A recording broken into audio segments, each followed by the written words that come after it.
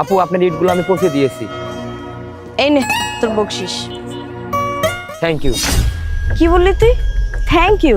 তোদের মতো ছোট লোকদের মুখে ইংরেজি শব্দ শুনতে না কেমন জানি অড লাগতেছে।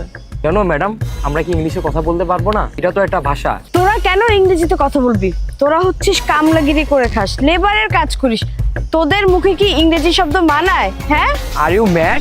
আপনি কি বুঝতেছেন আপনি কার সাথে কথা বলতেছেন? তুই কি বললি? তুই আমাকে ম্যাড বললি? আমি পাগল? এই তুই আমাকে চিনিস আমি কার মেয়ে, আমার বাবা কি করে সেটা তুই জানিস? আমি চাইলে না 1 মিনিটের মধ্যে তোকে তুড়িয়ে দিয়ে এখান থেকে উড়িয়ে দিতে পারি। তুই জানিস আমাকে? আপনি কে, আপনার বাবা কে, এটা চেনার আমার দরকার নাই। আমি এইখানে কাজ করি, এটাই আমার বড় পরিচয়। শুনেন ম্যাডাম, আমরা লেবারগিরি করলে আমরা একজন মানুষ, আমরা এখানে কাজ করে খাই। এই আমি কি বলছি তুই গরু?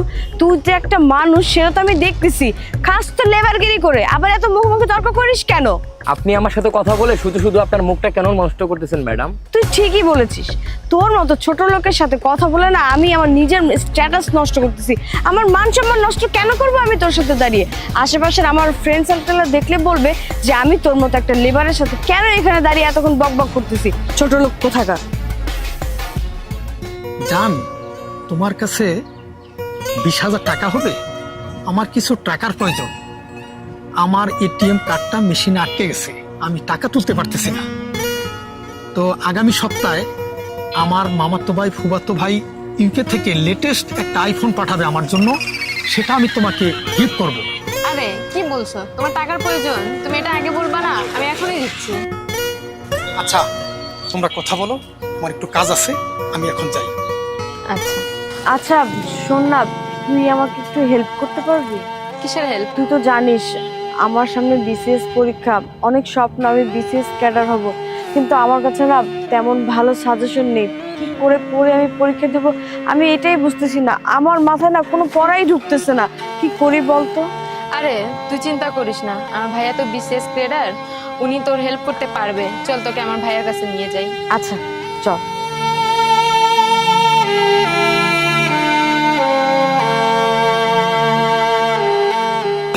ভাইয়া।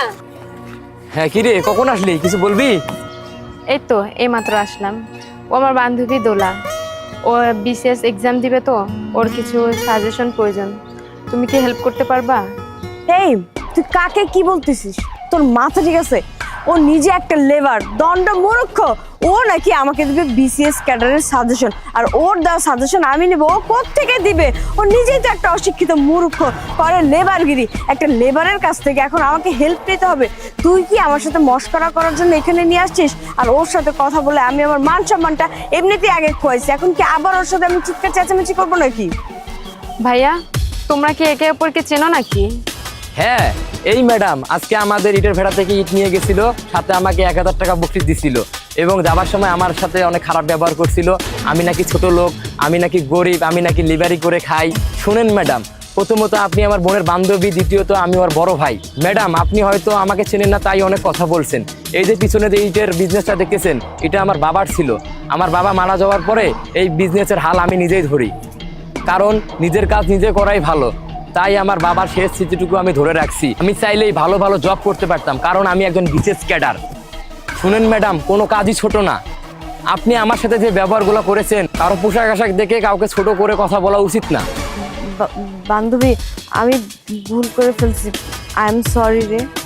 দোস্ত, আমার কাছে ক্ষমা চাইতে হবে না, তুই অন্যায় যার কাছে করছিস তার কাছে ক্ষমা চা। ভাইয়া আই এম সো সরি, আসলে আমি না জেনে বুঝে আপনার মনে কষ্ট দিয়ে তখন কথা বলে ফেলছি। আপনি ঠিকই বলেছেন, না জেনে কারো সম্পর্কে এভাবে বলাটা ঠিক না। আমি এটার জন্য অনেক অনুতপ্ত, অনেক লজ্জিত। আপনি ছোট বোন ভেবে আমাকে ক্ষমা করে দিন। আমি কথা দিচ্ছি আজকের পর থেকে কোনো মানুষের সাথে এভাবে কথা বলবো না। সে যে পোশাকই পরুক না কেন, তার সম্পর্কে না জেনে শুনে তার সাথে এরকম আচরণ করা আসলেই ঠিক না। আমি আপনার সাথে বেয়াদবি করে ফেলছি, আমাকে মাফ করে দেন। আচ্ছা ঠিক আছে, তুমি যেহেতু তোমার নিজের ভুলটা বুঝতে পারছো, আর এইভাবে কারোর সাথে কখনো খারাপভাবে কথা বলবা না। আচ্ছা ঠিক আছে, বাসায় চলো, তোমাকে বাসার থেকে নোটগুলো লাগিয়ে দিচ্ছি।